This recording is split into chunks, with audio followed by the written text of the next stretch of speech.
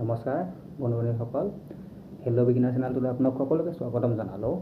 তো বন্ধু-বান্ধৱীসকল, আমাৰ যি গ্ৰেড 3 এণ্ড গ্ৰেড 4 ADRE 2.0 যিটো 12,600 পদৰ পৰীক্ষা হ'বলৈ গৈ আছে, য'ত ADRE গ্ৰেড 3 পদৰ সংখ্যা আছে আপোনাৰ 7,600টা এণ্ড গ্ৰেড 4 পদৰ সংখ্যা আছে আপোনালোকৰ 5,000টা এণ্ড প্লাছ অসম পুলিচৰ যিটো ভেকেঞ্চি আমাৰ 6,000 প্লাছ ভেকেঞ্চি হৈ আছে, তাৰ যিটো ফিজিকেল অক্টোবৰ 3 তাৰিখ বা 2 তাৰিখৰ পৰা আৰম্ভণি হ'বলৈ গৈ আছে।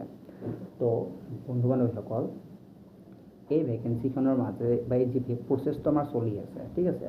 তো দুদিনমান আগত CM ছাৰে এটা প্ৰেছ কনফাৰেঞ্চত কৈছিল যে PRCৰ প্ৰয়োজন হ'ব বুলি, ঠিক আছে। যি আমাৰ অসম গভৰ্ণমেণ্টৰ যিখিনি জব আছে যে তাতে PRCৰ প্ৰয়োজন হ'ব, আৰু মাজতে যোৱাকালি হৈ যোৱা প্ৰেছ কনফাৰেঞ্চতো আমাক CM ছাৰে এইখিনি কথা উল্লেখ কৰিছে, ঠিক আছে। তাৰে লাগিলে মই ক্লিপ, বেছি ডাঙৰ ক্লিপ নহয়, এটা সৰু ক্লিপ হয়, মই আপোনালোকৰ ভিডিঅ'ৰ মাজেৰে লগোৱাই দেখুৱাই দিম। সেইকাৰণে আমি অসমৰ ডমিচাইল নীতি এটা, যে অসমত চৰকাৰী চাকৰি পোৱাৰ বাবে কোন কোন যোগ্য, এই ডমিচাইল নীতি এটা আমি খুব সোনকালে প্ৰকাশ কৰিবৰ বাবে আমি সিদ্ধান্ত লৈছোঁ। অসমৰ বিভিন্ন ব্যক্তিৰ লগত মই অনানুষ্ঠানিকভাৱে এই দিশত কথা পাতিছোঁ, কিন্তু এই বিষয়ত সকলো বাক বিতণ্ডা ওৰ পেলাবৰ কাৰণে প্ৰথমতে তৃতীয় আৰু চতুৰ্থ বৰ্গৰ কাৰণে, পিছত আমি তাক আগবঢ়াই লৈ গৈ থাকিম। এটা ডমিচাইল নীতি এটা আমি প্ৰস্তুত কৰিম, আৰু এই বিষয়ে এই মাহৰ ভিতৰতে আমি এটা সিদ্ধান্ত ল'বৰ কাৰণে আগবাঢ়ি গৈ আছোঁ, যাতে আমি ডমিচাইল নীতি এটা অসমৰ কাৰণে আমি প্ৰকাশ কৰিব পাৰোঁ।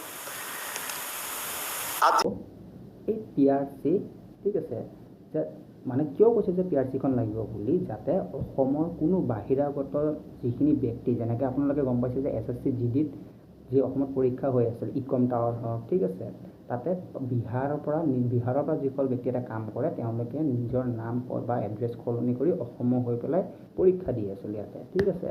তো PRC permanent residency of Assam যদি চাৰ্টিফিকেটখন আপোনালোকৰ তাত থাকে, তেনেহ'লে কোনো বাহিৰা ব্যক্তি আহি আপোনালোকে ইয়াতে এপ্লাই কৰিবতো নোৱাৰে, আৰু যদিও এপ্লাই কৰে ধৰা পৰি মৰিব ন, তেওঁতো কাৰণ অসমৰ হেৰি নহয়, অসমৰ অসমৰ নহয়, তেওঁতো বিহাৰৰহে হয়, ঠিক আছে। তো সেইকাৰণে আমাক CM ছাৰে কৈছিল যে PRCখনৰ আমাৰ বিশেষকৈ প্ৰয়োজন হ'ব বুলি, ঠিক আছে। তো বিশেষকৈতো PRC এখন বনাবলৈ বহুত সময় লাগে, প্ৰায় 2-3 মাহৰ ওপৰত সময় লাগি যায়, ঠিক আছে। প্ৰায় ডকুমেণ্টছো বহুত লাগে, ঠিক আছে। কাৰোবাৰ যদি চৰকাৰী মাটিত ঘৰ বনাই আছে, ঠিক আছে, টাউনীয়া মাটিত তেওঁলোকে খাজনা দিব নোৱাৰে, খাজনা দিব নোৱাৰাৰ কাৰণে কি হয়, তেওঁলোকে PRC এপ্লাই কৰিব নোৱাৰে, ঠিক আছে বন্ধু-বান্ধৱীসকল। তো যোৱাকালি যিটো প্ৰেছ কনফাৰেঞ্চ হৈ গ'ল, আমাৰ CM ছাৰে জনাইছে, মানে মামাই জনাইছে, PRCখন নহ'লেও হ'ব, ঠিক আছে, PRCখন নহ'লেও হ'ব, কিন্তু ডমিচিয়েলখন হ'লেও বনাব লাগিব, ঠিক আছে। PRCখন হ'লে আপোনালোকৰ কোনো প্ৰব্লেম নাই, কিন্তু ডমিচিয়েলখন অনলি 6 মান্থৰ কাৰণেহে কিন্তু কাম কৰে, ঠিক আছে। ডমিচিয়েল চাৰ্টিফিকেট যোনখন আছে অনলি 6 মান্থৰ কাৰণে কাম কৰে। মোৰ নিজৰ তাতো আছে ডমিচিয়েল চাৰ্টিফিকেট, মই বনোৱা আছে, কিন্তু সেইখন এতিয়ালৈ এক্সপাইৰী ডেট গুচি গ'লগৈ, 6 মাহৰ কাৰণেহে কাম কৰে, ঠিক আছে বন্ধু-বান্ধৱীসকল। তো ডমিচিয়েলখনৰ কাৰণে বিশেষকৈ বেছি একো ডকুমেণ্টছ নালাগে।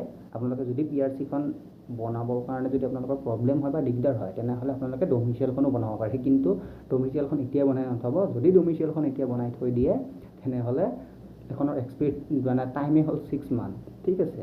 6 মাহৰ পিছত কিন্তু এইখন আৰু কোনো কাম নোহোৱা হৈ যাব, ঠিক আছে। তো পৰীক্ষা পাছ কৰি লওক, তাৰপিছত যেতিয়া ইণ্টাৰভিউ হ'ব, ইণ্টাৰভিউ আগে 1-1.5 মাহ আগত আপোনালোকে বনাই ল'ব, 6 মান্থৰ কাৰণে থাকেই, তো তাতে কোনো প্ৰব্লেম নাই, ঠিক আছে। আৰু অসম পুলিচৰ যিসকলে ফিজিকেল পাছ কৰি ৰিটেনৰ কাৰণে যাব, ফিজিকেল পাছ কৰি বনাই থৈ নিদিব আকৌ, নহ'লে আকৌ বনাব লগা হ'ব, যি টকা পইচা দি এপ্লাই কৰিব আকৌ কৰিব লগা হ'ব। তো আপোনালোকে ফিজিকেল পাছ কৰি যেতিয়া ৰিটেন পৰীক্ষাৰ আগে আগে এই ডকুমেণ্টছখিনি আপোনালোকে বনাই ল'ব, মানে ডমিচিয়েলখন আপোনালোকে বনাই ল'ব, ঠিক আছে।